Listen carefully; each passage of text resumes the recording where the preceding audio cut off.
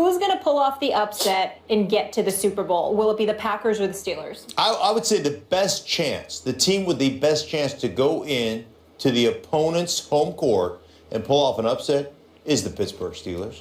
With the boys they have on offense, the ability they have on the offense, and I think you also look at New England. You look at the Patriots, the quarterbacks they have faced throughout the regular season, they were 14-2. The two quarterbacks that beat them were the two quarterbacks statistically that were the best that they have faced, was Russell Wilson and Tyrod Taylor.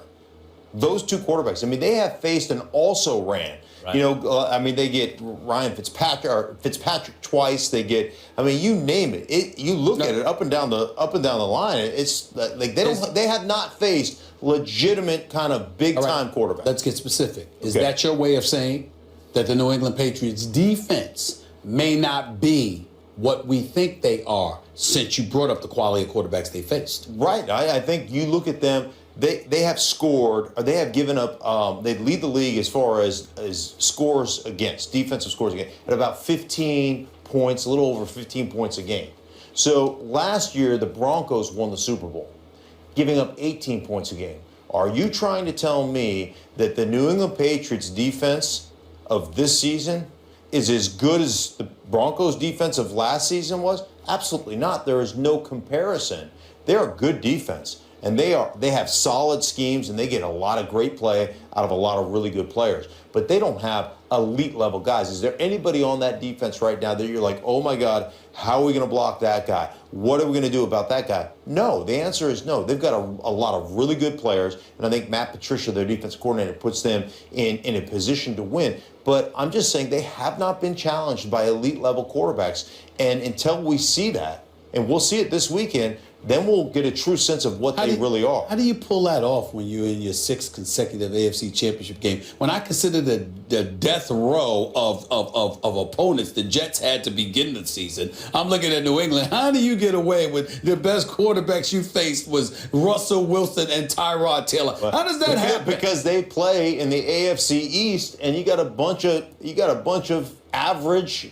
And I'm being kind. They're not average. Average quarterback's a good player. And when they He did have Pittsburgh on the schedule when Roethlisberger was hurt that game. And the other thing about Pittsburgh is they have Le'Veon Bell and an offensive line, et cetera. When you look at Green Bay and Atlanta, that's a different story, because if not for Aaron Rodgers, you would say total mismatch. Green Bay is terrible. They can't defend in the secondary. They can't run the ball. Every receiver is hurt. They're banged up in the secondary on top of it. Boy, they stink. They got no shot. But you add one guy and you go, maybe they can pull this off on the road. Right. Well, because the way that Aaron Rodgers is playing, and let's face it, Matt Ryan's playing great football, right? I mean, the guy's playing great football. But what Aaron Rodgers is doing it's alien. It's otherworldly. It is, straight from a different planet. I mean, that dude is a straight-up freak show. So he's just been amazing. You're 100% right. He can't help that secondary, though. Can I just add one thing, though? The Patriots' defense, of all the defenses in the playoffs, they are the best in points scored, red zone, third down. I'm not saying that they're not good. They're a very good defense, and they are exceptionally well coached, as the Patriots always are. But I'm saying, is there one pass rusher that you look at the New England Patriots and go, oh my goodness, there's no Von Miller. There's no Aqib Talib in that secondary. They've got a lot of really good. Butler's a great player.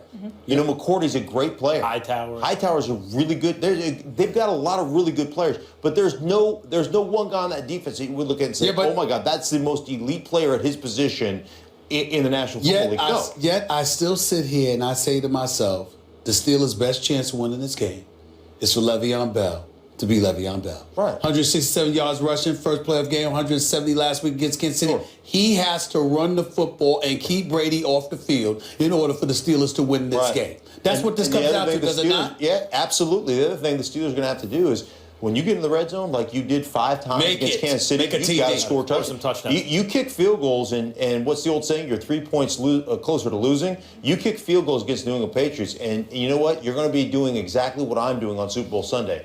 sitting on your couch watching the New England If Patriots. you want to know how important Le'Veon Bell is, too, just imagine he's on any one of these other teams. All of a sudden, you look at that team totally differently. Well, Green Bay going into Atlanta, yeah, but it's not just Atlanta. They got Le'Veon Bell. Or you put him on the Patriots, you'd say no one has a shot because it's not just the Patriots. They got Le'Veon Bell. On the Falcons, even a premium over Devontae Freeman and these guys, you would say Falcons can't be stopped. He is a different level than everyone else at the position. That's what I want to get your thoughts on. Obviously, you've played with a ton of injuries, but we talked about earlier how banged up this Packers receiving core is. What do they need to do to beat the Falcons? Well, listen, they need to do exactly what they've always done, or what they've done here in this 8-game win streak, is keep plays alive.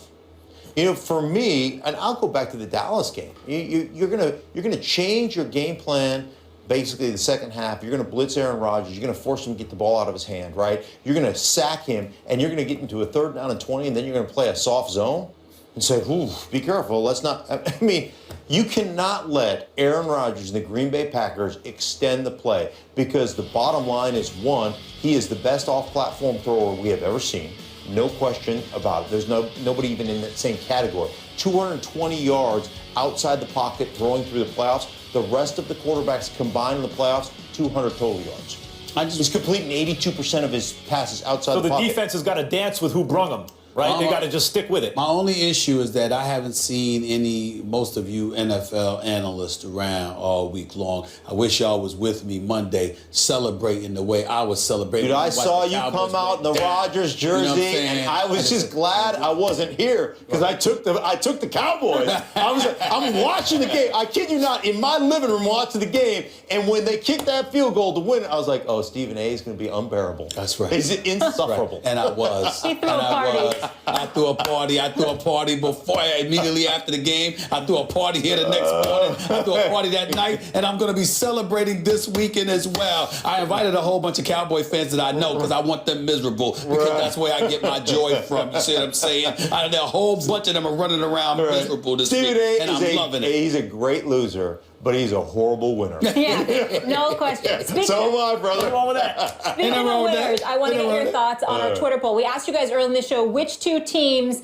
will play in Super Bowl 51. The results are in Patriots-Packers. Is that the best matchup?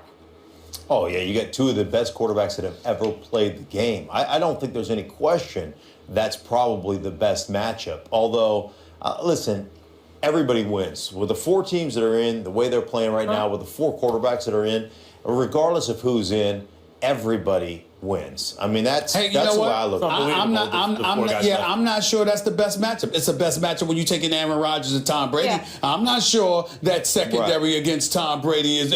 I don't see anything thrilling about. I see a slaughter. I see an imminent slaughter, but that's about it. I like the thought of Atlanta and Pittsburgh. I like the thought of Atlanta, New England. Any permutation is great. The thing about Rodgers versus Brady is the greatest quarterback body of work of all time. Right. Rodgers is playing the sport at a higher level than any we've ever seen. The best ever versus the greatest ever, with all the chips on the line, does not get better than that. Right. It's all going to be good, though, because we got 4 solid ones, as I mentioned. It's all good. I think everyone wants those, too. Mark, so good to see you. We'll see you on NFL Live a little later. Hey, guys, warm it up in here for Molly, please. thanks. It is. It's going to snow in this studio. Finally cold enough. Chivalry is alive. He sprints for a first down, runs through a bear, and Adrian's loose. He's inside the 30. 20, 15, 10, 5. Touchdown! He splits the defense. And he's loose. Adrian's inside the 30, 20, 10. Goodbye, baby. Touchdown! I step into the end zone. Touchdown, Vikings. Carry this team on your back, Adrian Peterson. Carry it right into the playoffs. Hey, you the best too. You the best too. Our next guest really needs no introduction, but we'll give him one anyway. Nearly 12,000 career rushing yards, including over 2,000 yards in his MVP winning season of 2012. Over 100 total touchdowns and a 4-time first-team All-Pro. He's the one and only Adrian Peterson. We welcome him to First Take. AD, thank you so much for being with us. Thank you. Adrian. No problem. Thanks for having me. Yes. Thanks for having me.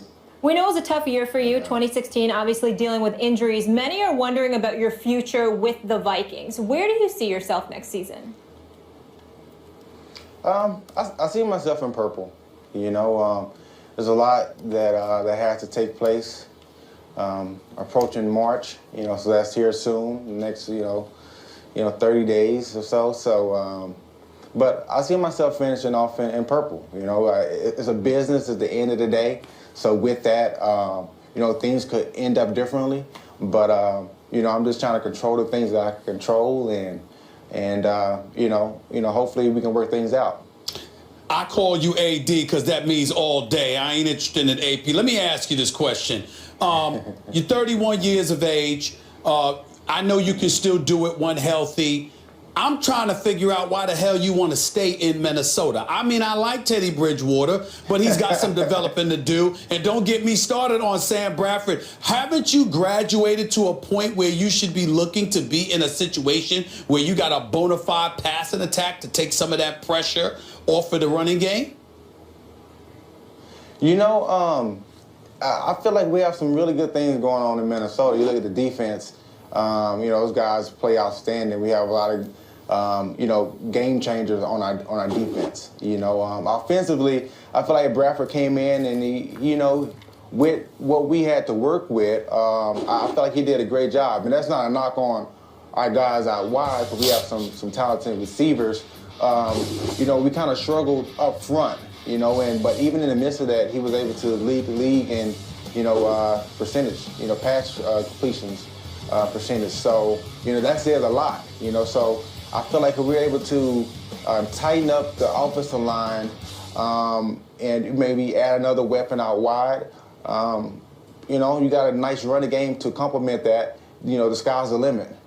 Adrian, you really have a chance. The quality of your prime, as good as anyone who's ever lived, just about. I mean, it's right there. You'll be in the argument, greatest ever. And your ability to come back from injury is legendary. But 30 seems to be the expiration date on running backs in terms of their prime, their elite production. And to Stephen A's point, Minnesota, in addition to everything else, they don't exactly run block well on the offensive line. No one was getting a lot of yards per carry, including you, before the injury. So the question, I guess, is given this stage in your career, and given the offensive line in Minnesota, why do you want to remain? I guess just being a part of the organization for 10 years and just watching us build, But, of course, I'll be 100 with you. That's something that we know, and it's not a secret, that we need to address, So in the midst of our conversation, that'll be something that's talked about as well, addressing the offensive line to, to help the run game be more efficient and to be more efficient in the pass game as well. It goes hand in hand. But yeah, so those discussions will come here soon. Wherever you are, whether it's Minnesota and they improve the offensive line, or you go somewhere else where they block better for the run, how much do you think you have left at your age with your injury history, and yet your, the ability of recent years when you've been on the field? How much left do you have? How many years at a high level? At a high level, honestly, I would say 7, but I know people look at me crazy because they always look at me crazy when I say things, but I sometimes end up proving wrong. But I would say 5 more years, and that's a number that I'm comfortable with in my heart playing. And it has a lot to do with just being around my kids more. Is the reason I say 5, but I definitely have 5 strong more years. You think 5 more years of being Adrian Peterson, or being some approximation of Adrian Peterson? No, when I'm out there, I'm playing and I have the mindset to be the best. One thing I've learned, it's all about the work you put in. Avoiding injuries. Unfortunately, I had the meniscus tear last year, but I was ready to roll. And going into this next season, I'll be ready to roll at a high level. Adrian, you're going to have about an $18 million cap hit next season, which is by far the largest of any running back in the NFL. Who knows what the Minnesota Vikings are going to decide to do? I remember more so than a year ago, people were talking about how, you had fantasized about being a Dallas Cowboy. I don't know why the hell that would be the case outside of their offensive line. But nevertheless, they were saying that. I know you're a little biased. That's right. Clearly, they don't need a running back now because they have Ezekiel Elliott. If you have to entertain the possibility of Minnesota deciding to move in a different direction. What's going to be the criteria for you to decide where you're going to end up? Because we obviously know you ain't quitting. You're going to want to go somewhere. And there are a lot of people out there that don't believe you'll be in Minnesota next year strictly due to the numbers. Wow. You know, if that doesn't happen, you know, and I've earned my way up to the 18, by the way, let me say that. Yeah. But if it doesn't happen, a place where, you know, me and my family, we're comfortable. Just the opportunity to compete for a championship. You know, that's one goal that, my main goal that I want to accomplish is go somewhere where I can, you know, win a championship. So with that, you know, I know having a good defense, you know, so a team that has a good defense, a good offensive scheme as well, and, you know, a great coaching staff, because that really helps. And who needs a develop running your back. players And a as chance well. to And compete for a of Super course, Bowl. The New York Football Giants, Molly. Yeah, sounds good to There's me. a couple teams out there. Adrian, There's a couple teams out there that I thought about, you know, but New York was one of them that popped up. Tampa Bay, you know, a lot Keep of different going. teams. Houston, Yeah, we wanna hear, would be a good okay. spot. Keep going. It's all right. Any others? I'll just stop it. All right. Adrian, we'll take it off you for a second. Let's switch gears to Aaron Rodgers. Obviously, you face him twice a year. We've had a lot of debates on the show if he's the best quarterback in the game, Tom Brady. Do you think he's the best? Right now, yes, I do. Overall, when you look at careers, of course, Tom Brady, you know, hands down. But right now, when you think about who's the best quarterback, the first guy to come to mind is Aaron Rodgers, and then Tom Brady right there. I think what separates them to me is Aaron Rodgers being able to, he's more mobile, you know, so having that mobile quarterback that can beat you with his arm, just like Tom Brady, but he can also beat you with his legs. It's a dangerous recipe when you got the combination of both. No question. Adrian, thank you so much for being with us. We're rooting for you and hope to see you next season with Purple or another team you mentioned. Take care, bro. God's willing, it'll work out. The chips will fall where they may. Thanks They Thanks will. for having me.